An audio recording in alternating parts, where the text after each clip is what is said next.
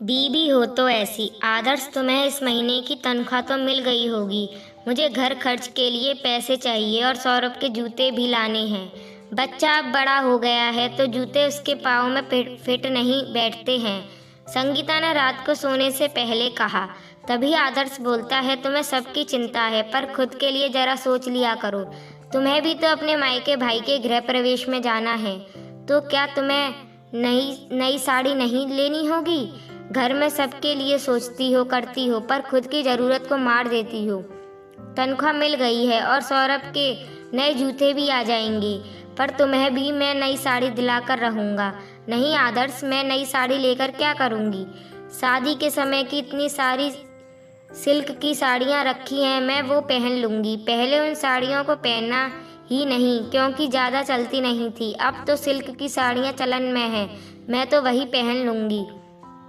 आजकल सब पहन रहे हैं, बेकार ही पैसे खर्च करने से क्या फ़ायदा? ख्वाहिशों का तो कोई अंत ही नहीं है। इन पैसों से मम्मी और पापा जी की 2 महीने की दवाइयाँ आ जाएंगी, तुम पर भार भी नहीं पड़ेगा। फिर अगले महीने सौरभ की स्कूल की फीस भी तो भरनी है। अभी बहुत सारे खर्चे हैं, संभाल कर खर्च करना होगा, संगीता ने कहा। संगीता की बात सुनकर आदर्श यही बोला, हाँ तुम तो हमेशा सही बात करती हो, बचत की ही बात करती हो। खर्चे की बात तो सिर्फ मैं करता हूँ, पर मेरा बड़ा मन है, एक छोटी सी ख्वाहिश है, किसी दिन मैं तुम्हें अपनी कमाई से एक नई साड़ी दिलाऊंगा। बहुत साल हो गए हैं, तुमने नई साड़ी नहीं ली है। कोई बात नहीं आदर्श, तुम इतने निराश क्यों होते हो? नई साड़ी से ज़रूरी घर में और भी चीज़ हैं, और जब पैसे होंगे तब वह भी ले लेंगे। यह ख्वाहिश भी तुम्हारी पूरी हो जाएगी, संगीता ने समझाया। तो आदर्श यह सुनकर सो गया, पर उसकी आंखों में नींद नहीं थी। बढ़ती महंगाई और इसलिए भी संगीता चिंतित थी। सास ससुर की अब उम्र बढ़ रही थी, वहीं सौरभ भी बड़ा हो रहा था। वह भी सोचने लगी कि उसे भी कुछ तो करना चाहिए, ताकि घर खर्च आराम से चल सके। पति पत्नी दोनों को मिलकर घर की गाड़ी चलानी होती है, और यह दोनों की जिम्मेदारी होती है। पति की सैलरी कम हो तो पत्नी भी तो हाथ बटा सकती है, पर सासू माँ को कौन समझाएगा? उन्हें तो मेरा काम करना जरा भी पसंद नहीं है। जब से इस घर में आई हूँ तंगी देखी है, और मैं खुद इतनी तो पढ़ी लिखी हूँ कि किसी भी स्कूल में मुझे नौकरी मिल सकती है। पर नौकरी तो दूर, सासू माँ तो ट्यूशन के लिए भी तैयार नहीं होती हैं। उनके हिसाब से तो पत्नी को पति की कमाई में ही जैसे तैसे गुजारा करना चाहिए। पत्नी खुद काम करने लग जाएगी तो घर कौन संभालेगा, बच्चों को कौन संभालेगा? पर सौरभ तो अब बड़ा हो रहा है, वह अपने दोस्तों पढ़ाई लिखाई में व्यस्त रहता है, तो अब मैं काम कर सकती हूँ, कल बात करूँगी।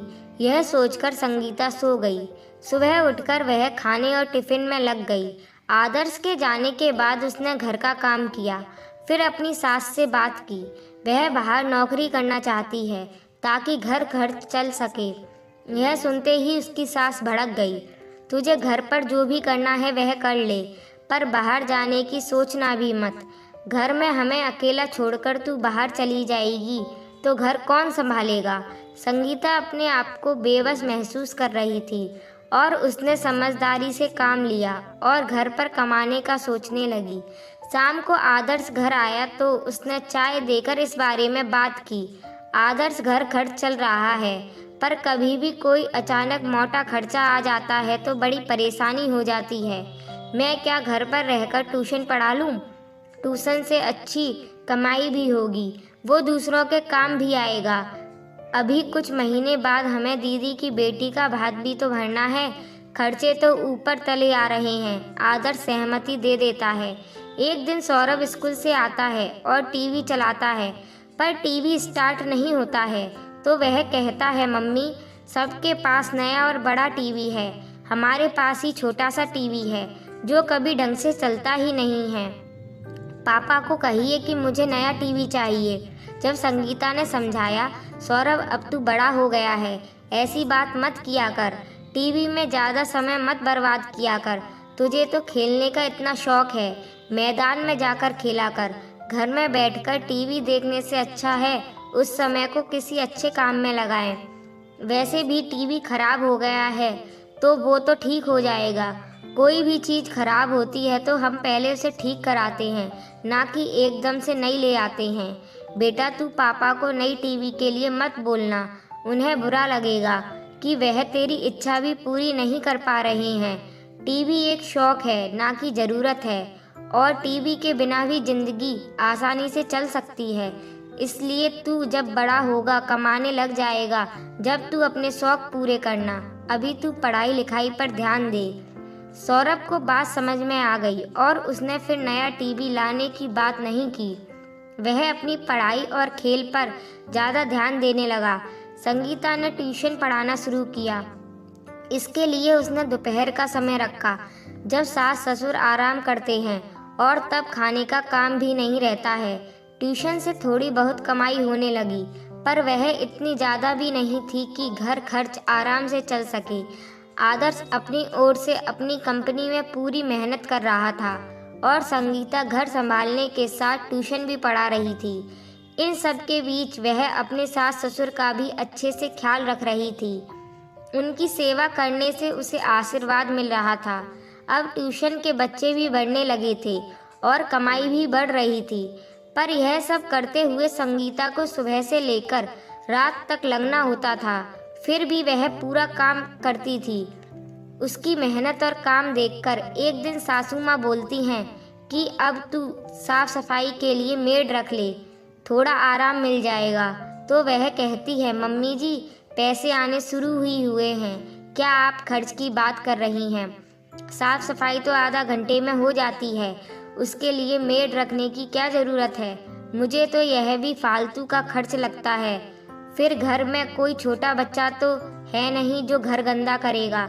घर साफ रहता है और मैं कर लेती हूँ।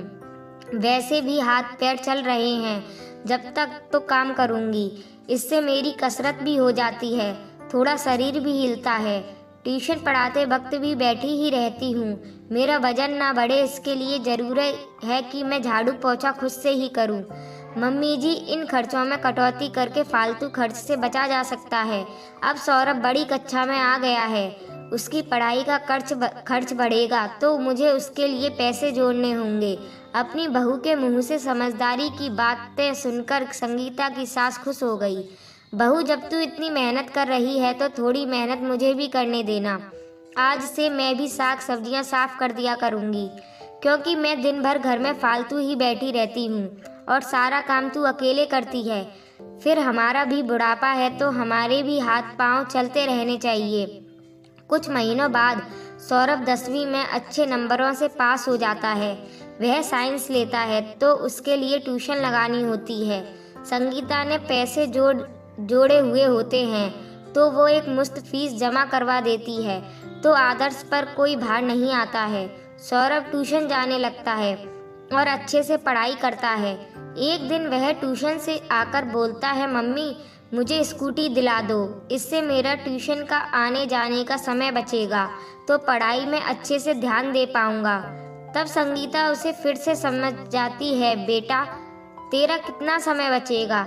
वैसे भी ट्यूशन सेंटर ज़्यादा दूर नहीं है और तू वहाँ साइकिल चलाकर भी तो जा सकता है, इससे तेरी सेहत भी सही रहेगी। सुबह से रात तक तू पढ़ता है, कोई व्यायाम वैसे भी नहीं हो पाता है, और मैं तेरे पापा को स्कूटी दिलाने को नहीं कह सकती हूँ, अभी इतने पैसे नहीं हैं। फिर उसके बाद उसमें पेट्रोल का भी खर्च बढ़ जाएगा, इसलिए समझदारी इसी में है, तू साइकिल से ही जा। सौरभ को बात समझ में आ जाती है, फिर वह जिद नहीं करता है। संगीता की ट्यूशन क्लासेस चलती रहती हैं। कुछ महीने निकल जाते हैं। एक दिन संगीता की ननद घर आती है और वो भात के लिए बोलती है और लंबी चौड़ी सामान की लिस्ट थमा देती है, जिसे देखकर संगीता हैरान रह जाती है। 51 साड़ियाँ, सोने के झुमके, सोने की 2 अंगूठियाँ, चांदी की 2 जोड़ी पायल, 21 शगुन के लिफाफे, यह सब आदर्श कैसे करेंगे? आदर्श तो ऑफिस से आए नहीं थे। संगीता ने अपनी सास को कहा कि दीदी की इतनी मांग को पूरी नहीं कर पाएंगे, आप उन्हें समझा दें, मैं कहूँगी तो उन्हें बुरा लग जाएगा। सास को घर की स्थिति पता थी तो उन्होंने भी अपनी बेटी को समझाया कि आदर्श और संगीता इतना नहीं कर पाएंगे। वह 5 साड़ियाँ, एक जोड़ी चांदी की पायल और 2 शगुन के लिफाफे ही लाएंगे। अपनी माँ के मुंह से यह बात सुनकर बेटी मान गई, पर यही बात संगीता कहती तो शायद घर में हल्ला मच जाता। सब लोग शादी में जाने के लिए तैयार हो गए। संगीता ने साड़ियाँ अपने पास से निकाल दी जो कभी पहनी नहीं थी, और चांदी की पायल उसकी सास ने निकाल कर दे दी। आदर्श ने शगुन के लिफाफे दे दिए। इस तरह आदर्श पर कोई भार भी नहीं आया, वरना बहन की बेटी का भात भरने के लिए उसे उधार लेना पड़ता, फिर उसे चुकाने में दिक्कत होती।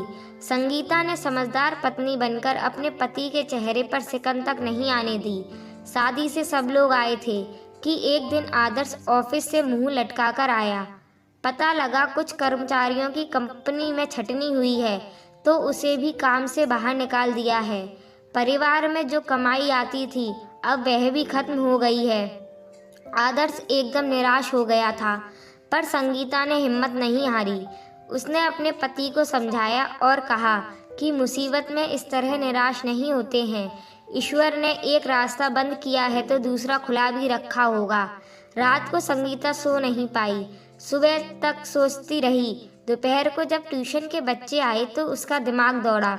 उसने आदर्श को कहा कि तुम भी ट्यूशन क्यों नहीं पढ़ा लेते, तुम्हारी गणित विषय में इतनी अच्छी पकड़ है तो तुम्हें तो ट्यूशन लेनी चाहिए। उनमें से गणित विषय के लिए भी आते हैं, इसलिए तुम अलग से गणित की क्लासेस ले लो। कुछ को तो केवल गणित ही पढ़ना है। आदर्श को भी अपनी पत्नी की बात जच गई, तो उसने भी लोगों से संपर्क किया, तो धीरे धीरे बच्चे आने लगे। वह बहुत ही अच्छे से पढ़ाता था, तो बच्चों की तादाद भी बढ़ गई। अब दोनों मिलकर बहुत अच्छा कमाने लगे। उन्होंने अलग से किराए पर घर ले लिया और अब और लोगों को भी पढ़ने के लिए रख लिया। अब उनका कोचिंग सेंटर शहर का नामी कोचिंग सेंटर बन चुका था। वहाँ विद्यार्थियों की तादाद भी बढ़ गई। उनके द्वारा पढ़ाए गए बच्चे ऊंची नौकरी करने लगे। आज बहुत शुभ दिन था। उनके कोचिंग सेंटर का स्थापना दिवस था। संगीता तैयार हो रही थी। मेरी तरफ से ये उपहार तुम्हारे लिए, मेरी छोटी सी ख्वाहिश। आदर्श संगीता के लिए नई साड़ी लाया था, जिसे देखकर संगीता की आंखें खुशी से भर आईं। उसने वही साड़ी पहन ली और नीचे आ गई। सारा मीडिया भी आया था। आदर्श जी, आपने इतना बड़ा कोचिंग सेंटर खोल दिया, इसकी प्रेरणा आपको कैसे मिली?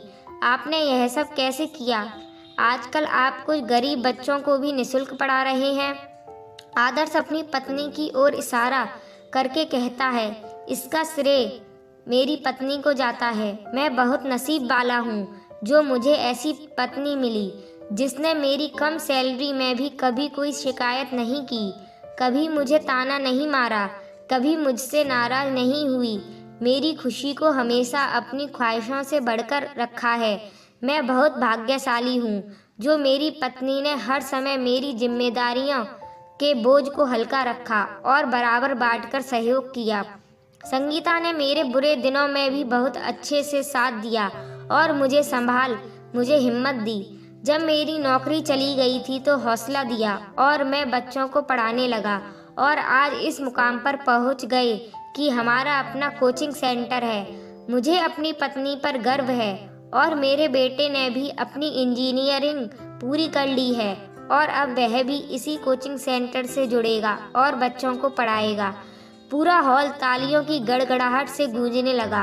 आदर्श के माता पिता भी अपने बेटे बहू की प्रगति को देखकर बहुत खुश थे। दोस्तों, पत्नी अगर चाहे तो उसका पति ऊंचाइयों को छू सकता है, वरना जिन पतियों को सैलरी कम मिलती है उनकी पत्नियां उन्हें ताना देकर उनका जीना मुश्किल कर देती हैं। पत्नी को हर कदम पर पति का साथ देना चाहिए। ख्वाहिशों का तो कोई अंत नहीं होता है। अगर पत्नी चाहे तो कम पैसों में भी खुश रह सकती है।